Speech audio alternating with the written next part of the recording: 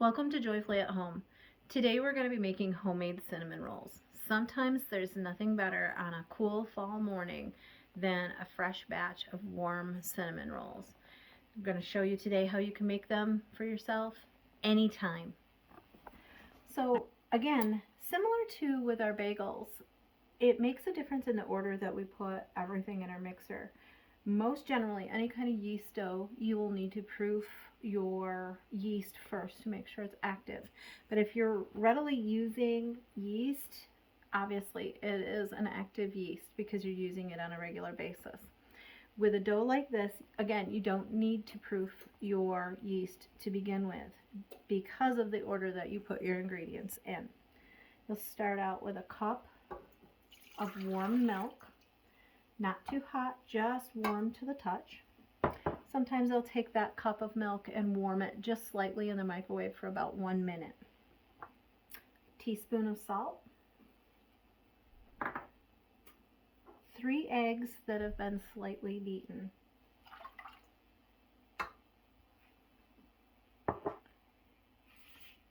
Then you'll take 5 tablespoons or a third of a cup of butter. Add that to your mixer and turn it on low speed to start to mix those ingredients together.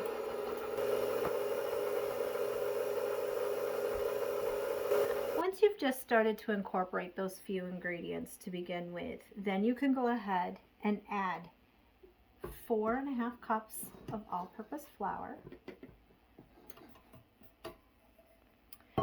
And to that you add a third cup of sugar. Once you have those 2 ingredients in there, you create a small well in your flour and add your tablespoon of yeast. Then you'll turn your mixer on again at low speed and start to mix all your ingredients together.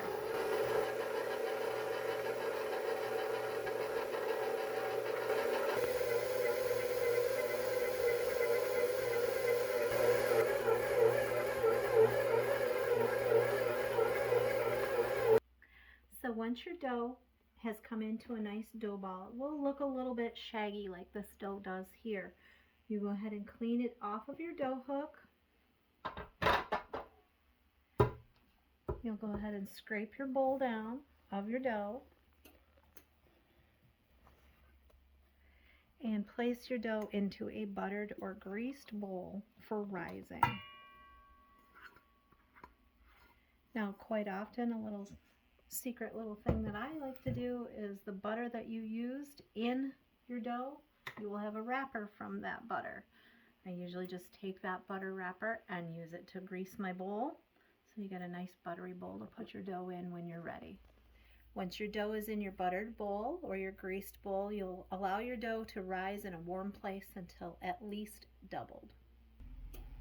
So now that our cinnamon roll dough has doubled in size, you can see that it's nice and puffy. It's ready to roll out into our cinnamon rolls. Make sure you start with a floured surface. And you'll want a decent amount of flour on your surface so you don't have to worry about your cinnamon roll dough sticking. You can add more as you go if you need to.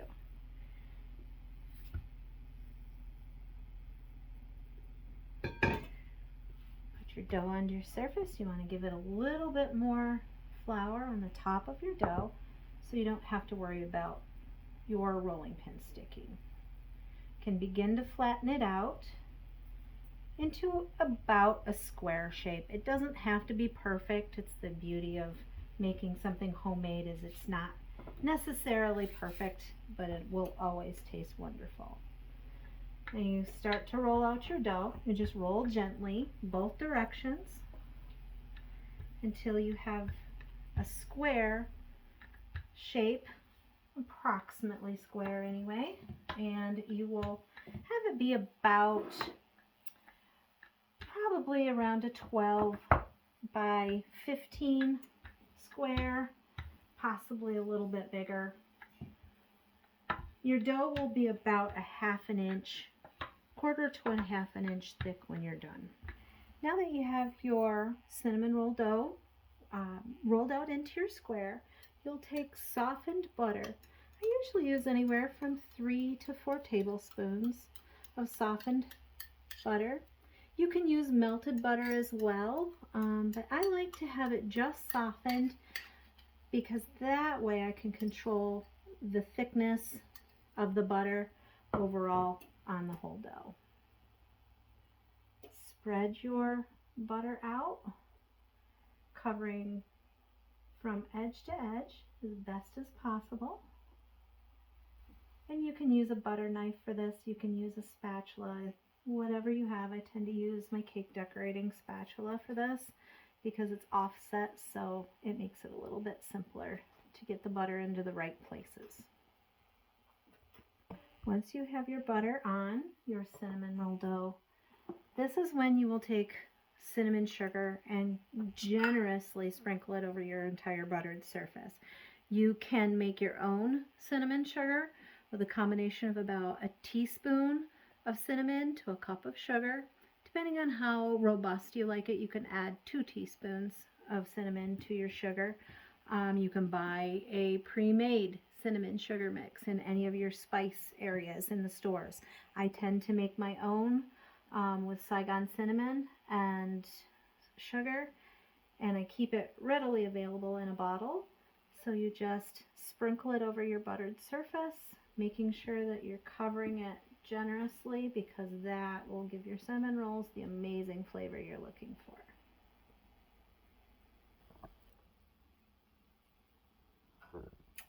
Okay, and once you have your cinnamon sugar all on, next we go ahead and we roll our cinnamon roll dough up into a long spiral.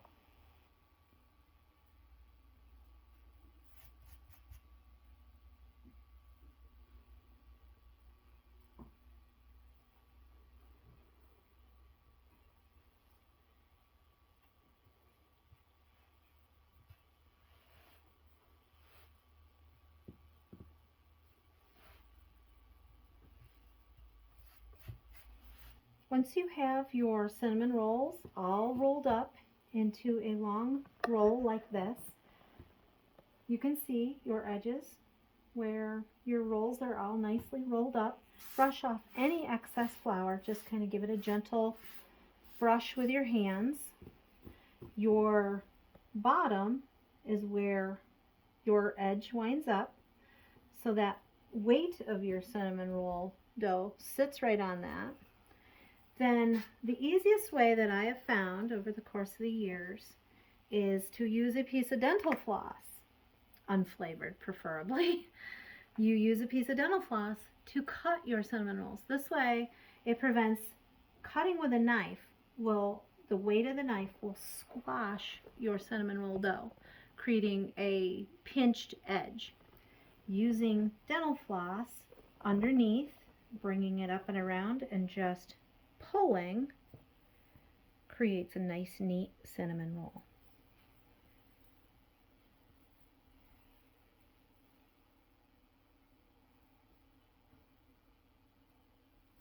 And you can see the nice spiral that you have with your butter and cinnamon inside, and it creates a nice, perfect cinnamon roll.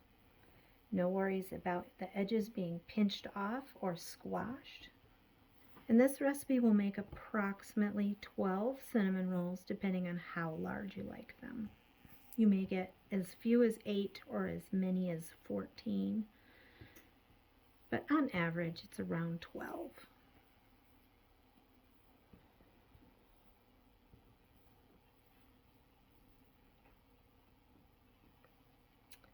And there you are. You have your perfectly shaped cinnamon rolls. Once you have your cinnamon rolls cut, you place them side down so you can see your spiral facing up in a greased cake pan. You can even use a glass pan if you prefer. I generally use about an 8-inch cake pan, and you just put them in just like this, and then you allow them opportunity to rise one more time before putting them in the oven. Now that you have your cinnamon rolls all in their pans, ready to rise, you leave them in a warm place for about 15 to 20 minutes covered and wait for them to rise. Now that your cinnamon rolls are all risen nicely, they've about doubled in size, we're ready for the oven. You'll go ahead and put them in a 425-degree oven for about 20 minutes. Now that your cinnamon rolls are out of the oven, they're a nice golden on the top, yet they're still nice and soft to the touch. You'll let them cool down. Obviously, you'd want to try to ice them at this point because they'd be too hot. When you let them cool down, you have a choice. You can either do a glaze on these, where it's just a very small amount of powdered sugar with milk, and do a powdered sugar glaze. If you like a very light glaze, you're going to add a touch of honey to that if you'd like for a little extra flavor. I personally will like to frost these with an American buttercream, and the recipe will be linked to this video telling you exactly how to make an American buttercream, but it's essentially powdered sugar, butter with just a drizzle of milk for consistency. And you put a generous amount of American buttercream on the top of these, and they're always a big hit. This recipe actually was one that I've done for years, and it is a Grand Champion winner at our local state fair. So give it a try. I think you'll like it.